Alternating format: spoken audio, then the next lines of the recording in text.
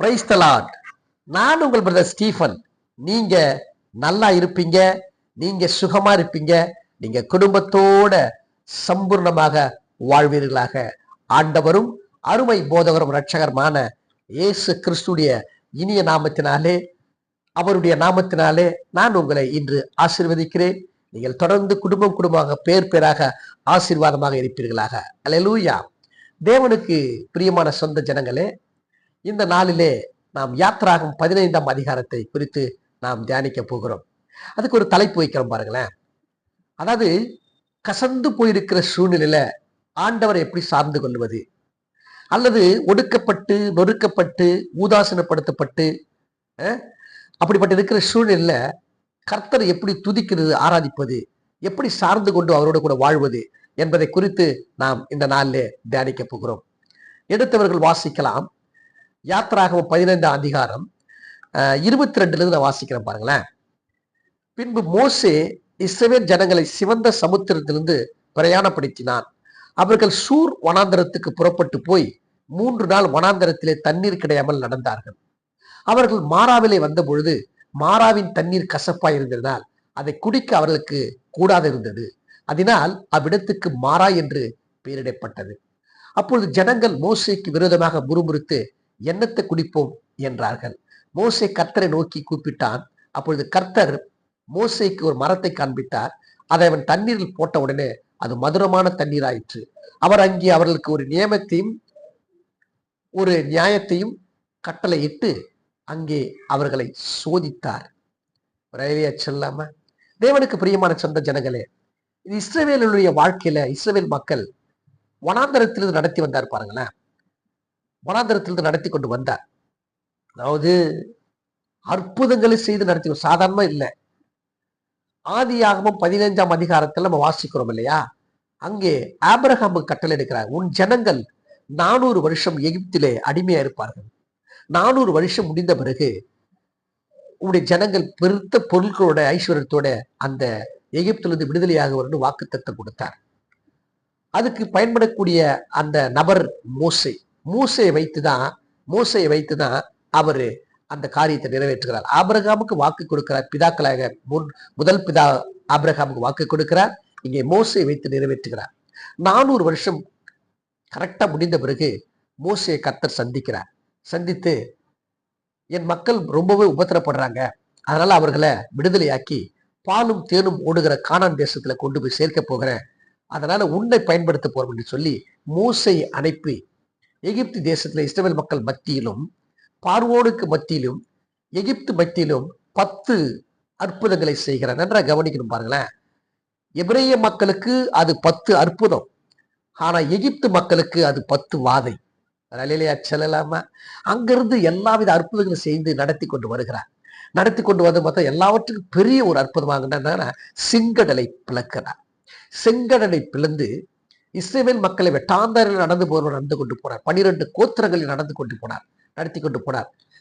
பின்பாக வருகிற அந்த பார்வோனுடைய சேனைகள் அத்தனை பேரும் அழிக்கப்பட்டு போய்விட்டது. இது கர்த்தர் செய்கிற பெரிதான ஒரு காரியம், அற்புதமான காரியம். இப்படி பார்த்து வந்தவங்க யாத்ராகம் 15ஆம் அதிகாரத்துல மோசே ஒரு பாடலை எழுதி அதை பிரதிஷ்டை பண்ணி அதை கர்த்தருக்கு முன்பாக துதித்து ஆடி பாடுறாங்க. பயங்கரமான ஒரு பாடல் பாடுறாங்க. பாடல் பாடி சந்தோஷப்பட்டு வந்து மீண்டும் பயணத்தை தொடர்றாங்க பாருங்க.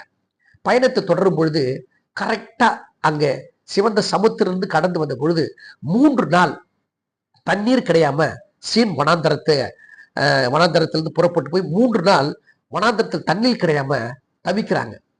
அப்பதான் கசப்பு வருது பாருங்களேன். நல்லா கவனிங்க. 10 அற்புதங்களை செய்து இஸ்ரவேல் மக்களை 400 வருஷத்துல அடிமையா இருந்த மக்களை விடுதலை ஆக்கின தேவன் தண்ணீர் கொடுக்க மாட்டாரா? ஏன்னா மக்கள் அதுக்குள்ளே ஆண்டவரை மறந்துட்டாங்க பாருங்களேன். 10 அற்புதங்கள் செய்த மறந்துட்டாங்க பாருங்களேன். சங்கீத புத்தகத்துல 106ஆம் சங்கீதம் 13ஆம் வசனம் இந்த மாதிரி சொல்லுகிறது, ஆனாலும் சீக்கிரமாய் அவருடைய கிரியைகளை மறந்தார்கள், அவருடைய ஆலோசனைக்கு அவர்கள் காத்திருக்காமல் போய்விட்டார்கள். சங்கீதக்காரன் எழுதுறான், யாசர் ஜபக்குள் எழுதுது. இப்ப என்ன அர்த்தம்னா, கர்த்தருடைய வாழ்க்கையில கர்த்தருடைய பயணத்துல நம்முடைய வாழ்க்கையை எடுத்துக்கொள்ளுங்க. இஸ்ரவேலுடைய அந்த கர்த்தருடைய பயணத்துல அற்புதங்களை பார்த்து நடந்து போக கூடாது. சில கசப்புகள் வரதான் செய்ய ஒரு சோதனை வைக்கிறார். எப்படி சோதனை ஏன் சோதனை வைக்கிறாருன்னா, பாலும் தேனும் ஓடுகிற கானான் தேசத்தை கொண்டு போய் சேர்க்கணும். அப்படி சேர்க்கும் பொழுது இவர்கள் பிரமாணத்தை கடைபிடிக்கிறார்களா? உபாகமத்துல 6ஆம் அதிகாரத்துல ஒரு வசனம் வாசிக்கிறேன் பாருங்க. உபாகமம் 6ஆம் அதிகாரம் 6ஆம் வசனம். இன்று நான் உனக்கு கட்டளையிடுகிற இந்த வார்த்தைகள் இருதயத்தில் இருக்க கடவுது. நான் சொன்ன இந்த கட்டளைகள் இந்த இருதயத்தில் இருக்குதா அப்படின்னு சோதனை பண்ணி பாக்குறேன். எந்த ஒரு மனிதனுக்கு கர்த்தர் கொடுக்கிற வாக்கு திட்டமா இருக்கட்டும், கட்டளையா இருக்கட்டும், இருதயத்துல வைக்கலன்னா அவன் சோதனைக்கு அவன் சகித்துக் கொள்ள மாட்டான். சோதனைக்கு பரீட்சைக்கு நிக்க மாட்டான். சின்ன ஒரு இழப்பு வந்தா கூட, சின்ன ஒரு கசப்பு வந்தா கூட தேவனை தூஷிக்க ஆரம்பித்து விடுவான், தேவனை மறந்து போய்விடுவான். அப்படிதான் இஸ்ரவேல் மக்களுக்கும். நல்லா கவனிங்களா, ஆடி பாடி துதிச்சவங்க. மிரியாம் ஒரு தம்பூர் எடுத்துக்கொண்டு தீர்க்கதரிசி, அவன் ஆடி பாடி துதி, லேடிஸ்லாம் துதிக்கிறாங்க, ஜென்ஸ் எல்லாம் துதிக்கிறாங்க. மோசே அந்த பாடல் எழுதி பிரதிஷ்டை பண்ணி போற்றுகிறார், கர்த்தரை உயர்த்துகிறார். ஆனா தண்ணீர் கிடைக்கலன்னு ஒரு சின்ன சோதனை வந்த பிறகு கர்த்தரை வெறுத்துட்டாங்க, மறந்துட்டாங்க. பாருங்களேன், இன்றைக்கு அப்படித்தான். எந்த சூழலையும் ஆண்டவரை பிடித்துக் கொள் என்பதுதான் இன்னைக்கு நம்ம சப்ஜெக்ட். எந்த சூழல், எப்படிப்பட்ட கசப்பான சூழல், வருத்தமான சூழலையும் அந்த சூழல ஆண்டவரை மாற்ற பிடித்துக் கொள்ளுங்க அப்படின்னு மிக நம்மளுக்கு புரியும்படியாக இந்த யாத்திராகம் புத்தகத்துல இஸ்ரவேலுடைய வாழ்க்கை நமக்கு எழுதி வைத்திருக்கிறார். அதாவது அற்புதம் மாத்திரம் நடந்துட்டே இருந்தா மக்கள் ஆண்டவரை விசுவாசிக்க மாட்டாங்க. பாருங்களேன், அவர்களுக்கு ஒரு சோதனை இருக்கணும். இப்ப நமக்கு எந்த சோதனை? எந்த நேரத்திலும் ஆண்டவர் இயேசு கிறிஸ்து வார்த்தை பிடித்துக் கொள்கிறாயா? இஸ்ரவேல் மக்களை வச்சு சோதனை. ஆனா இஸ்ரவேல் மக்கள் 3 நாள்ல சின்ன சோதனை வந்த பிறகு மறந்துட்டாங்க. ஆண்டவர் நினைச்சிருந்தா அவங்களுக்கு உடனே தண்ணீர் கொடுத்திருக்க முடியும். அதுக்கடுத்து தண்ணீர் கொடுக்க போகிறாரு. நல்லா கவனிக்கல, ஆண்டவர் ஏன் தங்க வைக்கிறாரு? ஆண்டவர் நினைச்சிருந்தா யாத்திராகம் 15ஆம் அதிகாரத்துல 27ஆம் வசனத்துல, பின்பு அவர்கள் ஏலிமுக்கு வந்தார்கள். அங்கே 12 நீரூற்றுகளும் 70 பெருச்சங்களும் இருந்தது. அங்கே தண்ணீர் அருகே பாளையம். முதலே கொண்டு போய் ஆண்டவர் சேர்த்திருக்கலாம்ல. இந்த மாராவுக்கு இந்த ஏலிமுக்கு எவ்வளவு தூரம்? கொஞ்சம் தூரம் தான். மாராவில கசப்பான தண்ணீர் இருக்குது, ஆனா ஏலிம்ல 12 நீரூற்றுகள் இருக்கிறது, 70 பேரிச்சமரங்கள் அங்க கொண்டு சேர்த்துக்கலாம்ல. தேவன் நினைச்சதை சேர்த்துக்கலாம். ஆனா இந்த பிள்ளைகளை பிரமாணத்தை கை கொடுக்கிறாளா? சூழ்நிலையில, எப்படிப்பட்ட சூழ்நிலையில, வருத்தமான சூழ்நிலை, சோதனையான சூழ்நிலை, கசப்பான நேரத்துல பிரமாணத்தை கடைபிடிக்கிறாளா அல்லது என்னை நோக்கி பார்க்கிறாளா என்பது சோதனை வச்சார். முதல் சோதனையில அவங்க ஃபெயில் ஆயிட்டாங்க, முறுமுறுக்கிறாங்க. அங்க சொல்றாங்க யாத்திராகம் 15ஆம் அதிகாரம் 24, அப்போது ஜனங்கள் மோசேக்கு விரோதமாய் முறுமுறுத்து எண்ணத்தை குடிப்போம். இதுதான் மிக முக்கியமான, எண்ணத்தை குடிப்போம். இன்னைக்கு வாழ்க்கையில நிறைய பேர் புலம்ப போறாங்க. என்ன பிரதர், என்னத்தை வாழ்க்கையில சாதிச்சேன்? 2024 அந்த புலம்பல் தான். 2025 வந்துருச்சு, 15 நாள் ஓடி போச்சு, அப்போ அந்த புலம்பல் தான். பாருங்களேன், எண்ணத்தை எண்ணத்தை எண்ணத்தை. இந்த எண்ணத்தைன்றது டேஞ்சரான வார்த்தை. எண்ணத்தை குடிப்போம், எண்ணத்தை சாப்பிட்டோம், எண்ணத்தை ட்ரெஸ் உடுத்தணும், எண்ணத்தை சம்பாதிச்சோம், இது எண்ணத்தை எண்ணத்தை எண்ணத்தை ஊழியர் செஞ்சோம், இப்படியே சொல்லி அவங்களே தாழ்த்தி அவங்களே ஒரு கசப்பை உண்டாக்கி தேவனை மறந்துடுவாங்க. தேவன் மறக்க கூடாது என்பதற்காக இந்த சோதனை வைக்கிறார். நம்முடைய வாழ்க்கையில அப்படித்தான். எண்ணத்தை எண்ணத்துன்னு சொல்லியே தேவனை புறமே தள்ளி விடுகிறோம். எந்த சோதனை இருந்தாலும் கர்த்தரிடத்தில் ஒப்புக் கொடுங்க. கர்த்தர் அதை எடுத்து போட்டு உன் வாழ்க்கையை அவரோட பயணத்தோட, உன்னோட கூட அவரோட கூட நீங்களும் பயணத்தை தொடர்வதற்கு அவர் வல்லவராக இருக்கிறார் என்பதை மறந்து போய் விடக்கூடாது. 3 நாள் தான் தண்ணீர் குடிச்சு பார்த்தாங்க. அதை பாருங்களேன், இதே துதிச்ச வாய் தான் இங்க தூஷிக்கு சண்டை போடுது, முறுமுறுக்குது. யாக்கோபு புத்தகத்துல ஆண்டவர் சொல்றார் இல்லையா, யாக்கோபு புத்தகத்துல துதித்தலும் சபித்தலும் ஒரே வாயிலிருந்து புறப்படவே கூடாது என்று சொல்லி நம்ம அந்த வசனத்தை கூட நான் வாசிக்கிறேன் பாருங்க. யாக்கோபு 3ஆம் அதிகாரத்துல, தேவனுக்கு பிரியமானவர்களே, 10, துதித்தலும் சபித்தலும் ஒரே வாயிலிருந்து புறப்படுகிறது. இங்க கொஞ்ச நாட்கள் ஆகுது, அற்புதம் செஞ்சு வந்து கடல்ல செங்கடலை பிளந்து வந்து கர்த்தரை துதிச்சு பாட்டு பான அதே வாய் மக்கள் இங்க 3 நாள் தண்ணீர் கிடைக்காத போது சோதனை சகிக்க முடியாம என்ன பண்ணுது? இங்க கர்த்தரை தூஷிக்கிறதை குறித்து பார்க்கிறோம். நம்முடைய வாழ்க்கையில அப்படித்தான். 2 கொரிந்தியர் 13ஆம் அதிகாரம் சொல்றேன், நீங்க சோதனைக்கு நில்லுங்க, பரீட்சைக்கு நில்லுங்க. உன் வாழ்க்கையில அற்புதத்தையே பார்த்துட்டு போயிடாதீங்க. அற்புதம் நடப்பதற்கு, அற்புதம் செய்வதற்கு, ஆசீர்வதற்கு தான் தேவன் நம்மளை தேர்ந்தெடுத்தார். அதே நேரத்துல பிரமாணம் உனக்குள்ள இருக்கிறதா? தேவனுடைய சட்டங்கள் இருக்குதா? ஆண்டவர் இயேசு கிறிஸ்து இருதயத்துல வாழ்கிறாரா? உனக்குள்ளே பரிசுத்த ஆவியானவர் இருதயத்துல வாழ்ந்து ஆளுகை செஞ்சு ஆலயமாக இருக்கிறாரா என்பதை நீங்க நினைத்து பார்க்கப்பட வேண்டும். அதுக்குதான் சோதனை. ஹல்லேலூயா. தேவனுக்கு பிரியமான சொந்த ஜனங்களை கவனிக்கிற காரியத்தை குறித்து பார்க்கிறோம். அப்ப பாருங்க, ஆண்டவர் ஒரு கட்டளை கொடுக்கிறார். அங்க காண்பிக்கிற ஒரு மரத்தை காண்பிக்கிறார். அந்த மரத்தை வெட்டி அந்த தண்ணீரிலே போட்டு உடனே தண்ணீர் மதுரமாக மாறிவிடுது. என்ன அர்த்தம்? வாழ்க்கையில அற்புதத்தையே பார்க்காதீங்க, சோதனை வரும். சோதனை வர நேரத்துல ஆண்டவர் இயேசு கிறிஸ்து நினைக்கின்றார் இல்லையா? மரம் அப்படின்னு சிலுவை குறிக்கிறது. நம்முடைய ஆராய்ச்சியாளர்கள் சிலுவை என்று சொல்லியிருக்கிறாங்க. ரொம்ப சந்தோஷமான விஷயம். அந்த சிலுவையை பிடிச்சுக்கோ. புதிய ஏற்பாடுல நமக்காக ரத்தம் சிந்தி கைகளுக்கு அணி அடிக்கப்பட்ட அந்த இயேசு கிறிஸ்து சுமந்த சிலுவையை பிடித்துக்கொள். அவருடைய வார்த்தை பிடித்துக்கொள். அவருடைய வாக்குத்தத்தத்தை பிடித்துக்கொள். உன் வாழ்க்கை மதுரமாக போய்விடும். ஒரு அலையிலையா செல்லாம இயேசு நம்பினா எப்படி இருப்பாரு? அவர் வார்த்தை பிடிச்சிக்கின்னு சொல்றாங்க. சங்கீத புத்தகத்துல 19ஆம் சங்கீதத்துல மிக அழகாய் சங்கீதக்காரர் எழுதுகிறார். சங்கீதம் 19ஆம் சங்கீதத்துல நான் வாசிக்கிறேன் பாருங்க.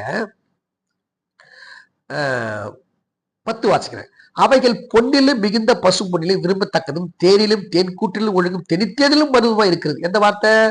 ஆண்டுடைய வார்த்தை. 7ஆம் வசனம், கர்த்தருடைய வேதம் குறைவற்றதும் ஆத்துமா உயிர்ப்பிக்கிறதும் இருக்கிறது. கர்த்தருடைய சாட்சி சத்தியமும் பேதையை ஞானியும் ஆக்குறது. அப்ப கர்த்தர் இயேசு கிறிஸ்துடைய பொன்மொழிகளை வார்த்தை பிடித்துக் கொள்ளுங்க. உங்கள் வாழ்க்கை தேனிலும் மதுரமாக மாறி போய்விடும். கசந்து போயிடாதீங்க, கசந்து போயிடாதீங்க.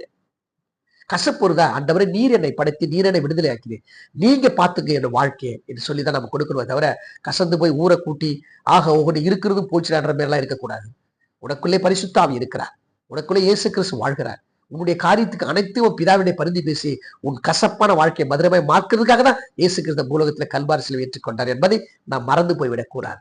வரலையிலே சொல்லுமா, சில பேர் சபையில பாத்தீங்கன்னா கர்த்தரை புகழ்வாங்க, நல்லா பாட்டு போடுவாங்க, நல்ல மெசேஜ் கேட்பாங்க, நல்ல பாஸ்ட் நல்ல மெசேஜ் கொடுப்பாரு, அதையும் கேட்பாங்க. ஆனா ஒரு சின்ன பிரச்சனை வந்த பிறகு அப்படி முறுமுறுப்பாங்க பாருங்க. என்னத்தை ஆண்டவர் செஞ்சார், என்னத்தை ஆண்டவர் செஞ்சாரு? பவுல் சொல்றாரு பாருங்களேன், ரோமர் புத்தகத்துல 12ஆம் அதிகாரத்துல 1-2 நான் வாசிக்கிற தேவனுக்கு பிரியமான பிள்ளைகளை.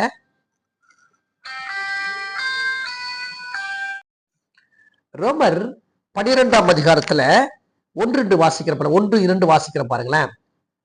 அப்படி இருக்க சகோதரரே, நீங்கள் உங்கள் சரீரங்களை பரிசுத்தமும் தேவனுக்கு பிரியமான ஜீவ பலியாக ஒப்புவிக்க வேண்டும் என்று தேவனுடைய இரக்கங்களை முன்னிட்டு உங்களை வேண்டிக் கொள்கிறேன். இதுவே நீங்கள் செய்யத்தக்க புத்தி உள்ள ஆராதனை.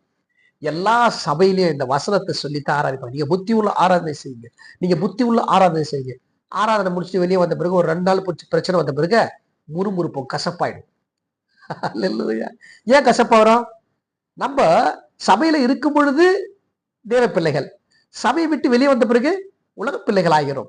அதே பவுல் சொல்றாங்க ரோமர் 12:2, நீங்கள் இந்த பிரபஞ்சத்துக்கு ஒத்த வேஷம் தெரியாமல் தேவனுடைய நன்மையும் பிரியமும் பரிபூர்ணமான சித்தம் என்னதென்று பகுத்தறியத்தக்கதாக உங்கள் மனம் புதிதாக நிலையை மறுரூபமாகுங்கள். கசப்பே பார்த்துட்டு இருக்க கூடாதுங்க. என்றைக்குதான் கர்த்தர் நம்மளை மறுரூபமாக்கி போய் கர்த்தர் இடத்துல சேர்ப்பார் என்ற எண்ணம் கொள்ளப்பட வேண்டும். அதுதான் கர்த்தரை ஆராதிப்பது. அப்ப இப்படி ஆராதிக்கிறது எந்த சூழலும் கர்த்தர் நம்மளை கைவிட மாட்டார், கசப்பான சூழலை கைவிட மாட்டார் சொல்லி நம்ம நம்புவோம்னா அவன் தான் பாக்கியவனா காணப்படுகிறான். இன்னைக்கு வீட்டுல பிரச்சனை இல்லை, எல்லா இடத்துலயும் பிரச்சனை. கணவன் மனைவி பிரச்சனை, அண்ணன் தம்பிக பிரச்சனை, சொத்து பிரச்சனை, பிசினஸ் பிரச்சனை, ஏகப்பட்ட வியாதி பிரச்சனை, ஏகப்பட்ட பிரச்சனை. பாருங்களேன், அந்த பிரச்சனை கசப்பான சூழ்நிலை, ஜீவன் போகிற சூழ்நிலை கூட ஆண்டவரே நீர் மாத்திரமே எனக்கு தஞ்சம், நீர் மாத்திரமே எனக்கு துணையாளர், நீர் மாத்திரமே எனக்கு ஆபத்துக்கு உதவுற நல்ல தெய்வம், நீங்க தான் என்ன படைச்சீங்க, நீங்க தான் என்ன உருவாக்குனீங்க, நீங்க தான் என்ன நடத்தி கொண்டிருக்க, இந்த நடத்தி போகிற பயணத்துல எனக்கு கசப்பு வந்துருச்சு, என் கசப்பை மாத்துங்கன்னு சொல்லி கேட்டு பாருங்க. இயேசு கிறிஸ்து வந்து நிற்பார். இயேசு கிறிஸ்து வசனம் உன்னை தேற்றும். இயேசு கிறிஸ்து கல்வாரி சிலுவை உன்னை தேற்றும். அதுக்குதான் சொல்லப்படும் மதுரமான வார்த்தை. சொல்லலாமா? தேவனுக்கு பிரியமான சொந்தம் இல்லை. அப்படியே வாழ்க்கையில பாருங்க, இந்த முறுமுறுத்து ஜனங்களை அப்படியே விடுகிற தேவன் அல்ல. பாருங்க, அங்க கட்டளை நியமித்து கொடுக்கிறார். இந்த சோதனையில நீங்க தோத்துட்டீங்க, இனிமேலாவது என்னுடைய பிரமாணத்தையும் வார்த்தையும் நான் கொடுக்கிற விலையேற பெற்ற பிரமாணத்தை இருதயத்துல வைத்து வாழ்க்கை நடத்துங்க. அப்போது பரிசுத்த ஆவியான இருதயத்துல வந்து வாசம் பண்ணுவார். நீங்க தேவனுடைய ஆலயம் ஆகுன்னு சொல்றாரு. இங்க இஸ்ரவேல் மக்களுக்கு பாருங்களேன், நியமத்தை கொடுத்துட்டு சொல்றாரு 26ஆம் வசனத்துல 15:26, நீ உன் தேவனாக கர்த்தரின் சத்தத்தை கவனமாய் கேட்டு அவர் பார்வைக்கு செம்மையானவனை செய்து அவர் கட்டளைக்கு செவி கொடுத்து அவருடைய நியமங்களையும் கை கொண்டால் நான் எகிப்துக்கு வரப்பண்ணின வியாதிகள் ஒன்றை உனக்கு வரப்பண்ணேன், நானே உன் பரிகாரியாக கர்த்தர். அலையிலே அச்சல்லாம இந்த வாழ்க்கையில பரிகாரிய கர்த்தர்னா எபிரேய மொழியில என்ன பார்த்தோன்னா யெகோவா ரஃபா அப்படின்னு அர்த்தம். எபிரேய மொழியில யெகோவா ரஃபா, நானே உன் பரிகாரியாக கர்த்தர், எல்லாத்தையும் சுகமாக்குறேன் நான் தான். வியாதி வந்துருச்சே, பிரச்சனை வந்துருச்சே, கசந்து போயிடாதீங்க, பரிகாரிய கர்த்தருக்கு கொடுங்க. யெகோவா ரஃபா ஒப்பு கொடுங்க, ஆவி ஆத்மா சிலத்தை ஒப்பு கொடுங்க. கர்த்தர் சுகப்படுத்தி உன்னை ஏலிம் என்ற இடத்துக்கு கொண்டு போவார். இங்க ஏலிம் என்று சொல்லப்பட்ட பரலோகம்னு அர்த்தம்.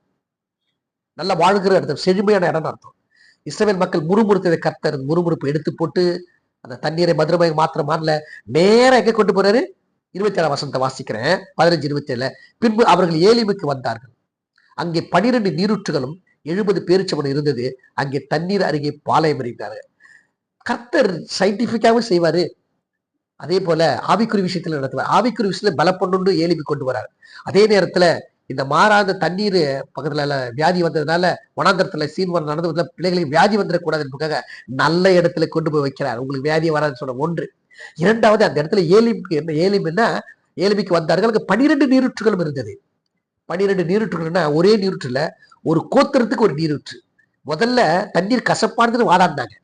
ஆனா கர்த்தருக்கு செய்யற நன்மை செய்கிறாரு, தனித்தனியா நீரூற்று. அது சயின்டிபிக்ல பார்த்தா தனித்தனியா தண்ணி, நல்லா சுத்தமான தண்ணி. இப்போ ஒரே மாறாவை ரெடி பண்ணி இதே குடிக்கணும்னா அது சின்னதான். மாறா வந்து ஒரு இவ்வளவுதான், ஒரு ஒரு குறிப்பிட்ட அளவுக்கு தான் சொல்றாங்க. அந்த மாறா, அந்த சுனை நீர், அந்த சுனை, அதை எல்லாமே போய் எப்படி குடிக்க முடியும்? அதனால தனித்தனியா நீரூற்று எடுத்து ஆசீர்வதிக்க. அது மாத்திரமல்ல, அந்த 70 பேரிச்சம்பழங்கள்னா 70 அந்த ஆசாரியர்கள் இல்லையா, 70 ஆசாரியர்கள், உடன் ஊழியக்காரர்கள், இவங்களை வைத்துதான் அவங்கள பராமரிக்க செய்கிறார். அல்லேலூயா சொல்லும். இந்த 70 பேர் என்பது என்ன? சனகரிப்பு சங்கத்தை சார்ந்தவர்கள். அதுல ஆசாரிகள் வராங்க, எல்லாமே வராங்க பாருங்களேன். அவங்க இவங்களை நடத்தணும், நடத்தி அந்த இடத்துல போயிட்டு பிள்ளைகள் வளரணும். வளர்ந்த பிறகுதான் மறுபடியும் அவர் அங்கிருந்து எங்க கொண்டு போறாரு? மாசாவுக்கு கொண்டு போகிறார், அப்புறம் ரெவிதீவுக்கு கொண்டு போகிறார். தொடர்ந்து நம்ம அதை பார்க்க போறோம். எனவே தேவனுக்கு பிரியமான சொந்த ஜனங்களே, கர்த்தர் கட்டுப்படலையே அப்படின்னு சொல்லி விட்டுக்கிட்டு ஒரு தேவன் இல்லை. அதை எப்படியாவது சரி பண்ணி சோதனை ஜெயிக்கப்பட்டு மீண்டும் அவர்கள் குறிப்பிட்ட இடத்துக்கு காணாத கொண்டு போதான் தேவனுடைய வேலை. அதே போல நம்முடைய வாழ்க்கையில இயேசுக்கு சொந்த ரட்சகரை ஏற்றுக்கொண்டோம், பாடுகள் வரதை செய்யும். ஆண்டவர் இயேசு சொன்னாரே, உலகத்தில் உங்களுக்கு உபத்திரம் உண்டு, ஆனால் தினங்களுக்கு நான் உலகத்தை ஜெயித்தேன் என்று யோவான் புத்தகத்துல வாசிக்கிறோம். அவரே ஜெயித்து தான் வந்திருக்கிறார் சோதனையில. அப்ப நம்ம ஜெயிக்க முடியல இல்லையா? அற்புதத்தையே பார்த்துட்டு கிறிஸ்து வாழ்க்கையிலங்க பிரச்சனை வர செய்யும். அதை எப்படி ஆண்டவர்கிட்ட விண்ணப்பம் செய்து அதை எப்படி எடுத்து போட்டு அவரோடு கூட மீண்டும் வாழ்க்கையில கிறிஸ்து வாழ்க்கையில நடைபயணம் செய்யணுன்றதை நாம் தீர்மானிக்கப்பட வேண்டும். கர்த்தர் தாமே உங்களை ஆசீர்வதிப்பார். உங்கள் குடும்பங்கள், பிள்ளைகள், வேலைஸ்தானங்கள், வருமானங்கள், குறிப்பாக உங்கள் ஊழியங்கள், வாலிப ஆண் பிள்ளை, பெண் பிள்ளைகள், உங்கள் பயணங்கள் யாவற்றையும் கர்த்தர் ஆசீர்வதிப்பாராக. God bless you. Praise the Lord.